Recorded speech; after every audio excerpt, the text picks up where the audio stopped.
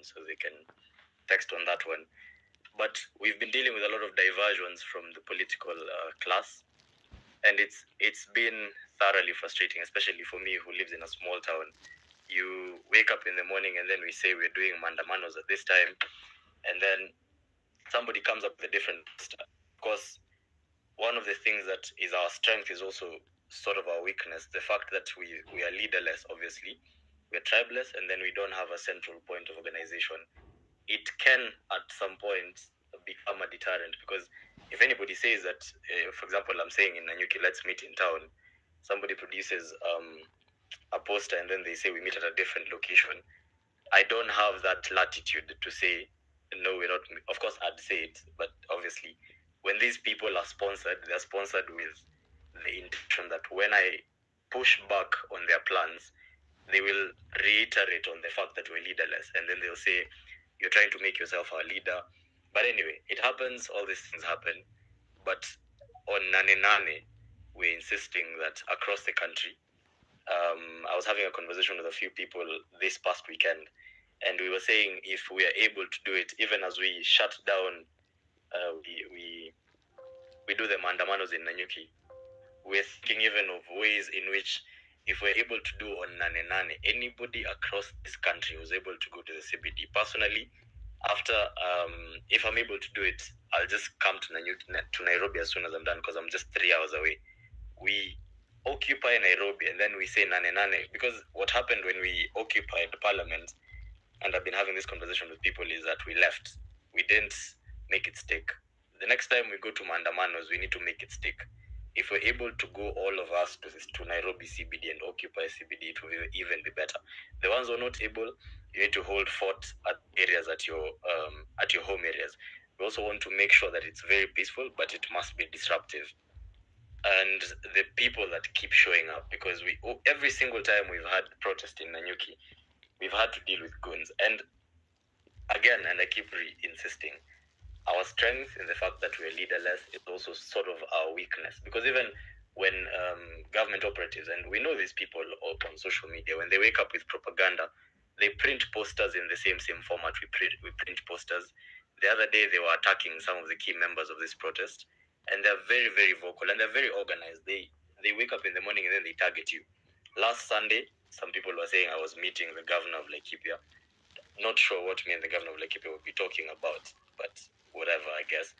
But on Nane Nane, it has to be said, across this country, everybody needs to wake up, and we need to make sure that this is our responsibility. Everybody needs to make it their personal responsibility to bring someone on board. And as soon as you're done, because I'm sure mandamanos in Nanyuki, because we're a rather chill town, we probably will be done by 5 p.m.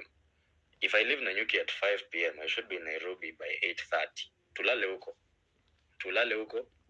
Wale wanakuja na chai, they bring tea, so that it has to mean something. This Nane Nane, we can't afford to do mandamanos half-half. And I think that's also why we're taking this break between now and up to that time. And I'm sure that some people are able to do with minimal meals, but I think on Nane Nane, if you're done with your mandamanos and you're able to make it to Nairobi, we should all go to Nairobi, to Kayuko, because that's our capital. And I think that's exactly where these people feel it the most. Our president clearly doesn't understand the language of conversation. The other day he keeps telling us about anarchy, he keeps telling us about the instability of our country. It's a bunch of nonsense, because if somebody comes to your home and then they beat on your child and then they're stealing your TV, you walk into the living room and then this person is like, hey bro, please don't respond because it will be chaotic. So be it, let it be chaotic, because that's the whole point. We want to make sure that we are na hiyo time ikifika tusikike. Mr. Lewis, let me just clarify something. Anyone telling you about anarchy is an idiot. We have a constitution that is very, very much alive. It is well drafted there. If William Ruto and his deputy go home, there is a person who is supposed to take that seat for about, I think, 90 days, as we are having a re-election. Where the hell is the anarchy coming from? Hata niambia wase, there's nothing to worry about right now. Yeah, so, and this is our country. Let nobody try and pretend like we just showed up into this country today. we've been quiet. These people plundered our nation. By the time tunasema this is going to be a problem, when we say, guys, we're done, we're tired of listening to this, someone is telling us, guys, don't burn this country down. But you've been burning this country down for 50 years. So when it's our turn, we're not even burning it down. We're saying we're going to sit somewhere, we're going to march. I don't know where we'll march to, but I'll be, when you're watakuwa CBD mtaniambia tu when I get there at 8:30 p.m. But on 8:00 I will be ready to even walk. If they close the roads, tutajua tu njia ya kuingia CBD. But after we're done with maandamanos in Nanyuki, I'm making arrangements as we speak. Obviously, citizen planned. The guys who are saying that we've cancelled maandamanos in Laikipia, I've been made aware of some of them, who they are. Pointless people, unfortunately. But so that's that. On 8:00, we will be there. In Nanyuki, I'll take it. It's going to be my personal responsibility to make sure it happens. We'll do our best to make sure it's peaceful. And then after we're done, we'll be in the CBD. Thank you. Oh, just a minute. Msiseme niko na kirere sana. I just feel like my questions, my rage hasn't really been satisfied enough. I wanted to ask Okiya Omtata about the niobium in Kwale, Pale Mrima Hills. Mr. Okiya Omtata, you told me Jacob Juma alitoa documents in your office. What happened next? Why hasn't our country taken this initiative of taking these minerals and injecting them in our economy? What the hell is going on? Please, Mr. Okiya Omtata, talk to us. Paulo, I don't think Okiya Omtata is on the speaker panel. Acha nampatia mic, then I think atajibu. But meanwhile, Mkenya Daima, I can see your hand is up and you wanted to address the issue on 8:00. Juu unaniambia damu yako imechamuka wewe pamoja na Kilundizi. Yeah, thank you, Edgar Bwire. I want to make it very clear that 8:00 is our Independence Day. It is the day we liberate ourselves economically.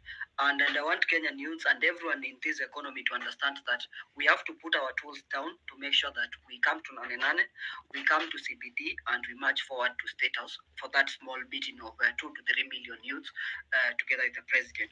One thing that we are sure of, we are dealing with our outgoing president is clearly a mad person. He's a person who has psychosis. He's someone who we can clearly tell he has lost touch with the reality. That's someone who is suffering from psychosis. That's something that clearly we can tell right now. We don't need anything else. We don't need it, and it's not someone who can solve our problem. And since we've realized our problems, where they are stemming from, on 8:00, I want every youth, I want everyone who thinks they are doing business, we want everyone in all sectors.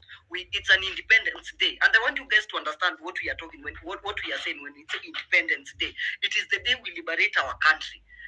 Nothing else matters at this point. That is what I want most of you to understand. That is what I want those people who feel like they are not understanding our conversation. I want them to understand this is not any other day of protest. It is the day we liberate ourselves. It's the day we economically liberate ourselves. Because we've realized that we are a rich country. We are a country that has enough resources, has enough minerals to fix ourselves. We are a country that, people have been borrowing for whatever stupid reason, like buying belts.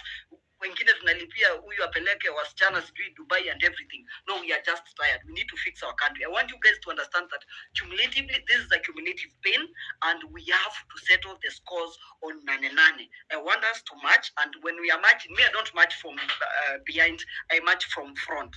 And we get to CBD, ikibidi tukae pale chini. We are not running. We are not going to play rat race with the police. We are not going to do that kind of thing. We just stay there and we march forward to State House. And when we march, we liberate ourselves. It's an Independence Day. That is what I want you to understand. Imagine you witnessing the second independence, and this one is for yourself. This one you are doing it for you and for your future. That is what I want you to understand.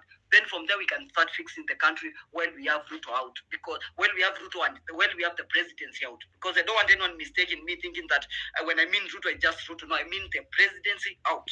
So 8:00, I want everyone to come out and know deep down this is Independence Day. 8:00 is supposed to be our Independence Day.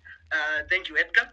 And that is the message I had for the youths. 8:00, we must be out. It's our Independence Day.